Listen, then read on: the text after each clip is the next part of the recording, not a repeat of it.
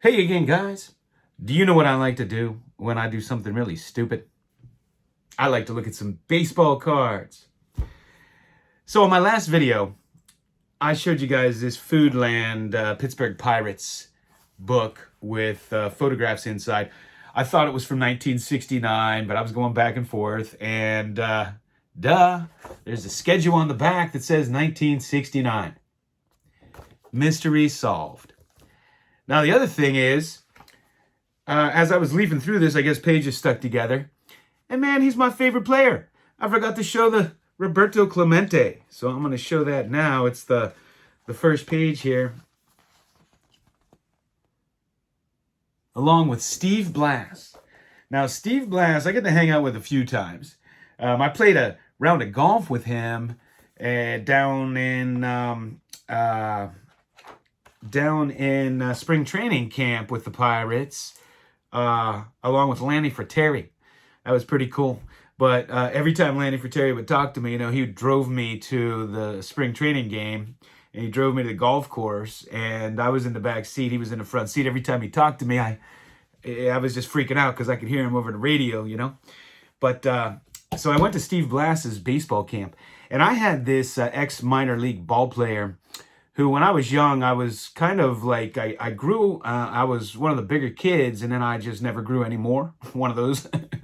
And so I was our cleanup hitter, and he taught me to get a little more power to pop my hips open. And so he turned me into a pool hitter. I always wanted to hit to all fields. I was a line drive hitter, and I really didn't. My dad taught me to be a line drive hitter. I wasn't up there looking for home runs. I like doubles, and I liked high average. And so I would hit to all fields. So he taught me to open and pop my hips. And it ended up making me just pull everything. And once I learned to pop those hips, I would hit line shots down the left field line, but I couldn't hit the ball to right field anymore. So I'm at Steve Blass's baseball camp, and I pulled a thigh muscle. And so when I would bat, Steve would run the bases for me. So he would stand there, and I would hit, and he'd run the bases. And so I get up there, and I hit a rope shot to the third baseman. And the second time up, I hit a rope shot to the third baseman. Well, Steve, he got tired of running down first base. He's like, if you pull that ball again, you're done. So I went and I got a heavier bat because I knew, I had this problem. I just pulled the hell out of everything. So I got a bat that was 2 ounces heavier, so I couldn't get around as fast. And I hit a line drive double into the gap. And when he came back in, I said, "Are you happy now?"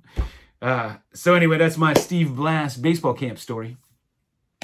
I went to school. If you guys, any of you are old time wrestling fans, I always knew this guy because when I wrestled when I was young, my dad's friends used to call me Bruno. And that was after Bruno Sammartino. And Bruno Sammartino was from Pittsburgh, lived in Pittsburgh. And at the baseball camp, his son was at the camp with me. And man, he would torture some kids because he knew how to wrestle. He'd get them in the figure four. He had these kids crying at night. And I roomed with this guy. And he was just a naturally big dude. And he had scars on his stomach. I think he was in knife fights or something. And he was my roomie. And man, nobody messed with him. Nobody even looked sideways at this guy. And so I was well protected that week. But anyway, I have a very special, very, very special, very, very special piece to show you right now.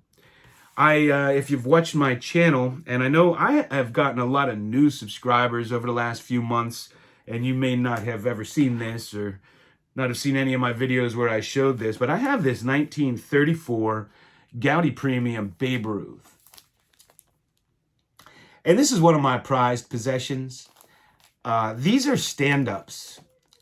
And this issue is tough to find with the stand-up still intact. A lot of times, those are removed. So I kind of seek out that back. Well, I found another one from this set that I just acquired. And it's really cool. And it's the American League All-Stars. And I guess this is from the All-Star game, and the American League won 4-2. But it features Babe Ruth, Lou Gehrig, Jimmy Fox, all kind of great ball players on here. And this is not easy to find either with the back intact.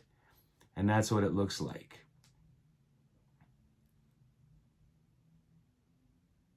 So I am just really super stoked to get this. You know, this is the kind of stuff that gets my juices flowing. You can have those pack rips, those razzes. Man, I stopped doing razzes. I never won anything. I did a few rips and I just would get nothing. And when I would get a decent card, it I did some vintage ones. It wasn't in good condition, you know, kind of thing. But I don't know. Never been too lucky at razzes. But hey, I'm lucky in life. So once again, I appreciate you watching. Gonna hang out here with my 1934 Goudey Premiums. Thanks for watching.